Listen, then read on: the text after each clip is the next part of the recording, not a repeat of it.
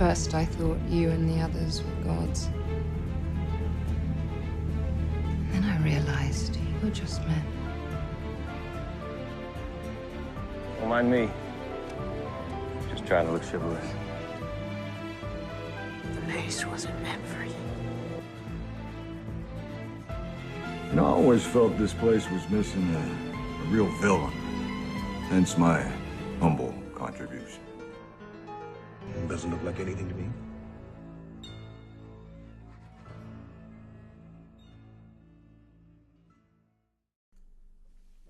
Hey everybody, welcome back to another Westworld recap. Alex, how are you tonight? I'm doing good. How are you doing, Brian? I'm doing really good. First and foremost, what a dark episode. Yeah, it hasn't gotten this dark Ever. since ever.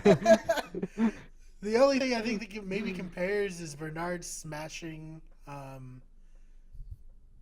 the girl's head in the first season against the wall. Right, and that was kind of off screen, wasn't it? Yeah. Still just Or like... at least through a reflection, maybe? Yeah. This is like the implications of she like was at least involved with Bernard and thought he was a real human, and it all came crashing down, and then she was just being murdered in like the matter of 2 minutes. That was dark. But we didn't like Teresa either. Teresa, that was her name. Yeah. That's true.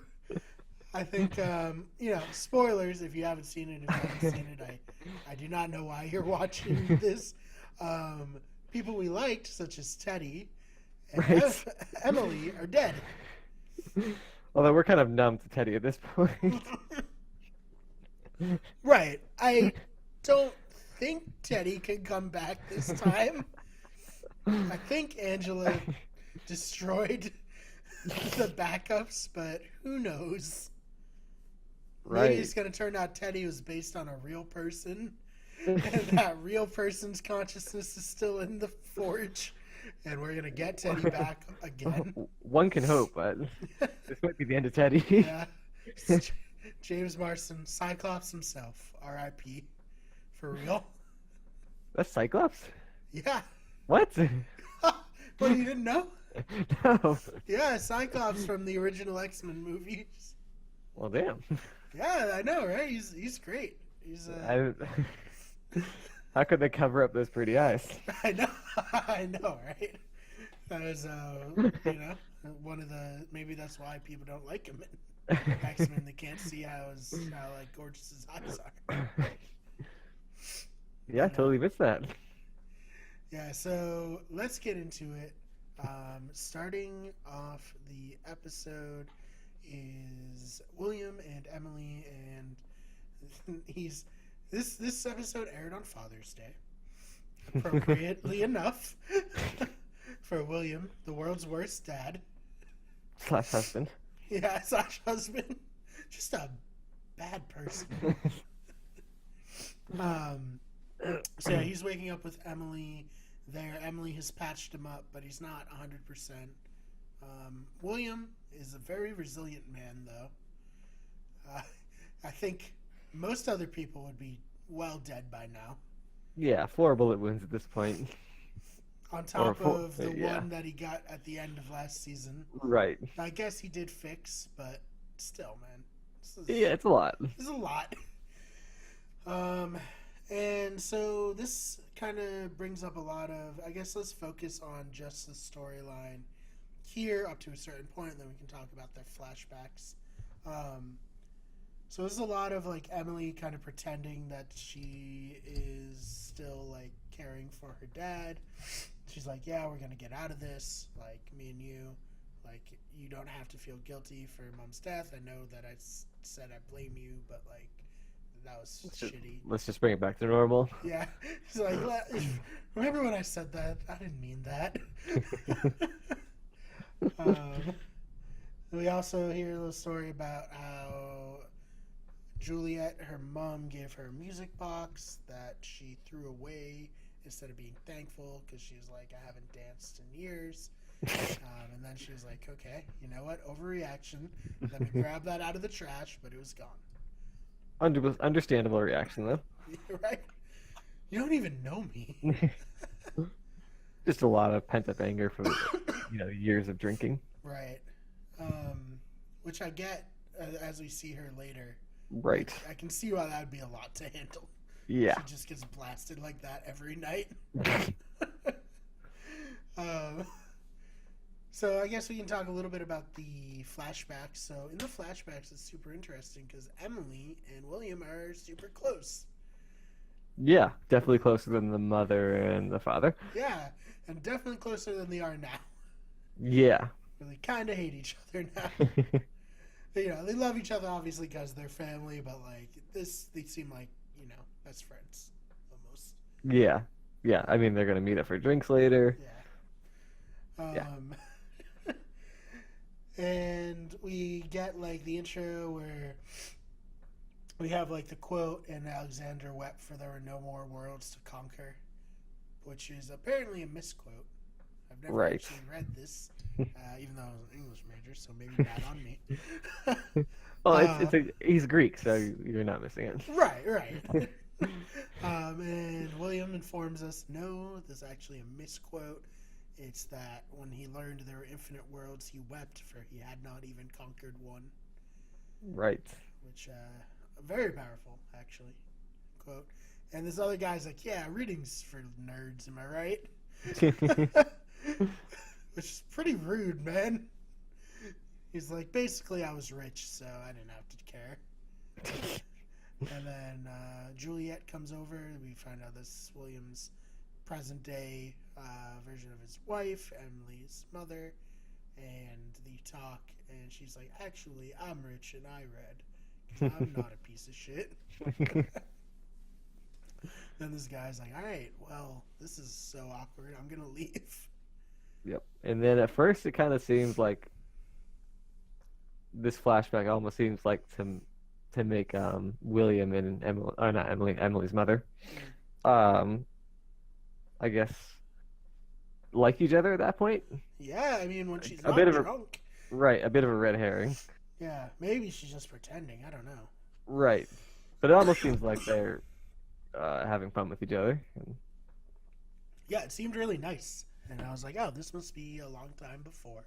Yeah, I was sure. thinking he was gonna do one of those things where it's like show them when they're happy, and then like another one where Right, it's kind exactly. of like on the rocks, Yeah. and then this seemingly is all one night. Yeah, sharing common interests. They're both well read. Yeah, you can see why they get together at least. Right. They intellectually challenged one another. And so then she's like, hey, like, I hear that Emily's foundation is fully funded because of you. Like, that's great.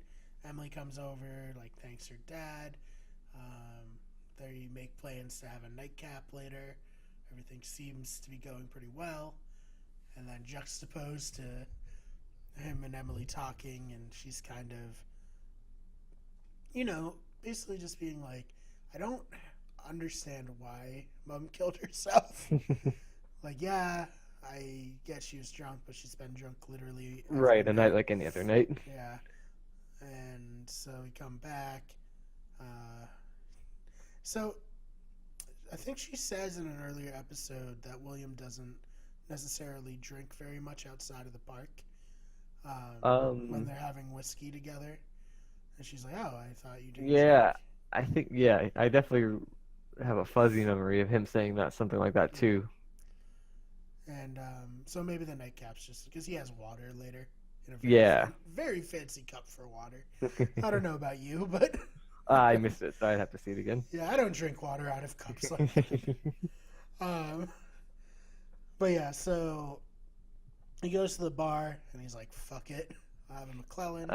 Yeah, that also makes sense. Yeah, why he would say that. I didn't really understand why.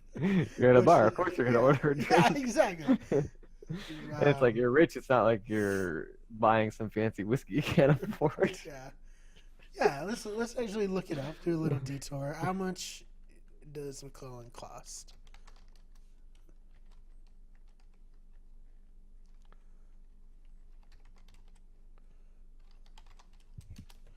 Oh yeah, here we go. Yeah, it's only like $47 for a 750 milliliter bottle. Okay, so when you're at a bar, it's probably 4 times as much, but So it's probably $47 for a class. right, still, he can afford it. Yeah, but yeah, he's a titan of industry. He doesn't have to care about this stuff. And while he's drinking this, he sees Ford, which is a little bit surprising. Yep. And he has the line, what is Oz doing without its wizard? Right, great line. Yeah, really good. And Ford is like, yeah, I've come to congratulate you. And William's like, no, you haven't. You're an asshole. And so basically, they talk a little bit more, and Ford gives him what looks like a credit card. We'll go on to find out later it's his profile. Yep. But he says to Ford, no more games. And Ford says, One more game. No, yeah, one more game, I think. And we also see that Juliet is fucked up. Yep. Not being fun, fucked up either. So I do have to wonder what Ford is giving him the bio for in the first place. Mhm. Like, obviously, I don't think William asked for it because he was surprised to see Ford there in the first place. Right. Yeah, Why? I guess he's just doing because he's setting all these events in motion. right. So yeah, that's what I was wondering because he knows he's coming to the park soon. Mm-hmm. That's a pretty crafty game. Give him this, and maybe his wife will kill herself. Yeah. Also, side note, McClellan's 62-year-old Scotch is $30,000 for a Well, all right. So that could change some stuff depending on what. Yeah, maybe on he what did. the bar has. Maybe he did say a year. Yeah, I don't remember him saying it, but 12 years, nothing. 62 years. So if you keep a bottle of 12-year for 50 years, is that it? Just now, it has to be in a barrel, right? I would assume it has to be in the barrel, but I don't know actually because that's a long time in a barrel, isn't it? Yeah, that's a really long time in a barrel. Yeah, I don't know. When this podcast takes off, Alex, we'll get that $30,000 bottle of whiskey. We'll just get really into collecting old vintage alcohols and wines. On the studio, there'll just be a room, like temperature-controlled room, of expensive alcohol. The Wicked Good Distillery. Yeah, exactly. Oh man! All right, so he sees that she's drunk. She's kind of being a lot to handle. Emily's like, "I'll take her home," and William's like, "No, like." I got it. Yeah, just meet me later. They go back. She's really not happy with William. No. Emily comes home to that. She's like, "Mom, you're a drunk." You're going back to the rehab facility. Yeah. And she's like, "No, they make me feel crazy." Yeah. And he's like, "No, they make you feel like an addict because you're an addict." Very addict behavior. Yeah, exactly. And then she's like, "Don't trust your father. He doesn't love you. I love you." All that. Which probably didn't score points with the daughter. No, not at all. William goes to put her to bed. It's actually like pretty nice up into that Yeah. point. Like, he's giving her water. But then she seemingly falls asleep, and William decides to tell her that he's like a psychopath. Yeah, just doesn't care about anything. He talks kind of like Dexter about the darkness in him. And Very reminiscent of Dexter because, Yeah. Find wife dead in bathtub. Right, very. He's darkness. He's like, I've tried to hold it back. I've tried to like only let it come out, in Westworld, but I've realized that it's not like something that I can hold back because it's me. And Right. I'm a bad person. And then he leaves. It turns out she was awake. She looks at his profile and she sees a lot of stuff you don't want to see. Yeah. And I believe the book that he put it in was Slaughterhouse 5. Is that what it was? I missed the book. I think I was reading the other titles too. But Which let me pull up. I know there's a famous line from Slaughterhouse 5 about I haven't read it, William. so Slaughterhouse. the symbolism might be lost on me.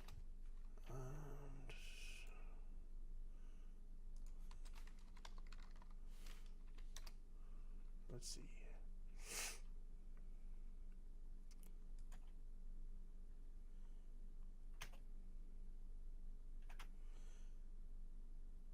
Where is it? Trying to find the exact quote.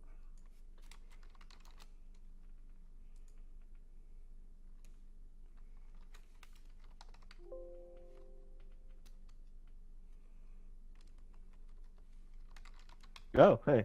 So Billy the Pilgrim has. I was gonna say the main unstuck character's name is in Billy, which William hates. Yeah. And he is unstuck in time Yep. in that book. So, Which is I don't very know. much like the show. Yeah, we'll see what that has to do. But I'm sure it wasn't an accident that they included that in Slaughterhouse. Oh, definitely. No, yeah. Because the show Not just cares because a it's lot. very well read. Yeah. And so. So Billy Pilgrim in the book built his legacy on the success of his father-in-law. Yeah, it's probably Twist, this is just a retelling of Slaughterhouse 5. right. The whole story. But yes, we'll put it when Ben comes back after we've watched the season finale, and we do like a deep dive discussion to the season. I'll try to get my hands on Slaughterhouse 5 before then. And I was gonna say maybe we'll all read Slaughterhouse 5 as homework for the final discussion.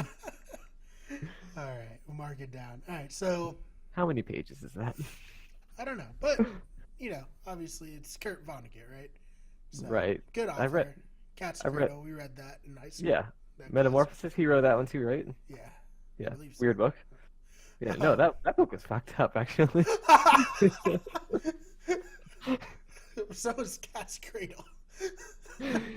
Yeah, but Metamorphosis, the kid turns into a bug, and the family shuns him. I'm pretty sure he dies because he couldn't roll back over. Yes, but the world gets destroyed in Cat's Cradle. I don't know. They're both fucked up. Potato tomato. Yeah. Oh man, but yeah. So Emily's like, "Wow, Mom, really not doing well." And then there's, we've seen this scene before, right, with the water dripping down. And then running up the a lot of stairs. flashback. Yep. So he runs up there. She's dead, and then comes back, and she's like, Emily's like, I'm not a host pretending to be your daughter. Yep. I'm your daughter pretending to give a shit about you. Right. Was it a shit or pretending to love you? Yeah, I think she probably said both at some point. Right. So she calls in the very populous security team, even though all we've ever seen them do is get murdered Right. over and over. But here they are again. Become Possibly the last of the security team. You say that. In the preview for the season and for next episode, we see Maeve controlling a bull. I people. haven't watched the previews, so. Right. So we'll see if that's just like a promo thing or if that's actually going to happen. But maybe eventually they'll all die. One day. But yeah, so William gets scanned. He doesn't have the explosive in his neck. So presumably he's a human. They scan Emily, but we don't see the results of Emily's scan. William's convinced she's a host still. Shoots all of the other people. Emily is like, Dad, those were real people. And I thought really fantastic acting on her part. Just, sold the genuine shock and surprise. Yeah, she's in control of the situation, and then she's not in control of it, and just completely terrified of everything that's happening. And I thought that was amazing. Yeah, I hope to play that a little cooler. Right. And then she's like, "No, I can prove it. I'm not a host." She's like, What did he say? He says, "Host, that was messed up. That was sadistic. He got sloppy. I never showed anyone my profile." Emily goes to take out the profile from back pocket, but she kind of looks like she could have a gun, and Right. she gets shot. Bad move on her part where he's pretty good with a gun. Yeah. And so presumably she's dead. I don't see how she gets back up from that. No, she looks pretty dead. Yeah. And he realizes that she was telling the truth the whole time. And she has his profile card. And he goes off. And he looks like he's going to kill himself. And we'll put a pause on it there as we go over to Maeve's storyline. I guess Bernard would make more sense before Maeve's. Yeah, let's do Bernard because Maeve's is pretty short. Overlaps into Maeve's. Right. All right, so Bernard is watching Charlotte and the other techs like reprogram Clementine and give her a virus similar to the powers Maeve has, based on the powers Maeve has to control hosts, to make any host that she targets turn into just like murderers, and they all kill each other in pretty horrible ways. Pretty horrible ways. And it's not fun, and it's definitely like, are humans the good guys? Because I think we're not the good guys, actually. Not these ones. We're good. Right. Yeah, we would never do this. It's these people. And so Bernard's like, that's fucked up. And Ford's like, Bernard, they don't give a shit about you. They'll betray you. Yeah, they'll betray you. I think Bernard, in his heart of hearts, is like, he's right. Like, they don't care. But he's still, like, so identifies as, like, a person that he can't really believe it. He's like, I need to find Elsie. Ford says one more thing. He goes to Maeve. He can't get into Maeve, but Ford's like, oh, it's close enough. She'll get the message from you. And then we'll leave that there as he finds Elsie. All of a sudden, he has a ton of info. He's got his head turned real straight. Yeah, or willing to share the info. Yeah. And he's like, oh, by the way, there's this place called the Forge. We're going to go there. That's where they keep all of the data on the people who've come through. We didn't mention that. Yes, the hats. Right, That's how they collect data on the people. Presumably. Yeah, that's how they track everything. It's not a million cameras sitting around the park. Right. Including brainwaves of the people, because, the hat. And so they're going to go there. They're driving in one of those cool little dune buggy type things. Elsie's like, hold up, we need to get ammo and supplies from these dead people. And while they're doing that, Ford shows back up and he's like, hey, you should kill her. Bernard's like, I'm not going to kill her. He's like, I'm just saying you could, though. It's like, no, I'm not going to do it. And he's like, I don't want to hurt her. And he's like, you don't have to hurt her. You just have to kill her. And then he's like, get out of my head. He throws his glasses fall off. Very dramatic. And he ends up deleting Ford from him, which is good, I think. He needs to get that out of there. But he also leaves Elsie in the desert. Yeah. It's a little fucked up. See ya. I'm out of here. Yeah. He has a fun line, or she has a fun line. She's like, fuck you, Bernard.